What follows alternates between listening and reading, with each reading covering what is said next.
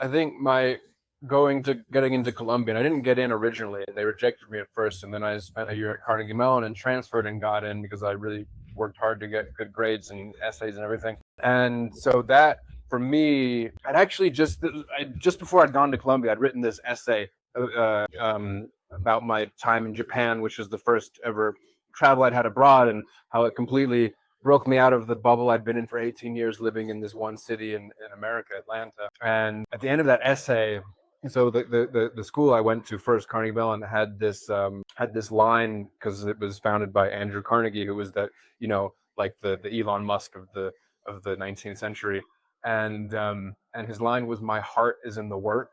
And I decided that my heart was not in the work, but it was in me.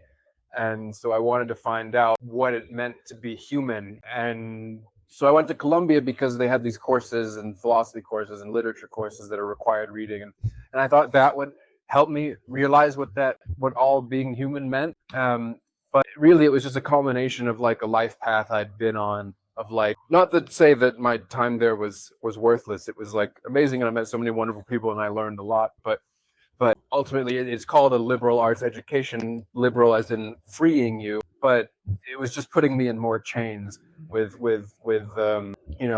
like all the theories and reading, and just so much, I guess, knowledge, that it becomes like a burden. Like when you're on a bicycle, if you're carrying too much stuff, it's very burdensome. And so I had to break free from that and see what life was like beyond, I suppose, these like systems that had been laid out for me. Because I grew up with the expectation that I would go to an Ivy League. That was like kind of the life path that was set out before me and some of my friends that I grew up with.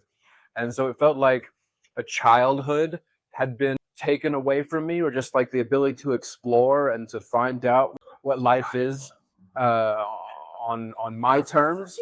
And I wanted to rediscover that and play again. And so I got a bicycle and I got a tent and I went and played on this beautiful planet with its beautiful people, and and then somehow got dreadlocks in between that.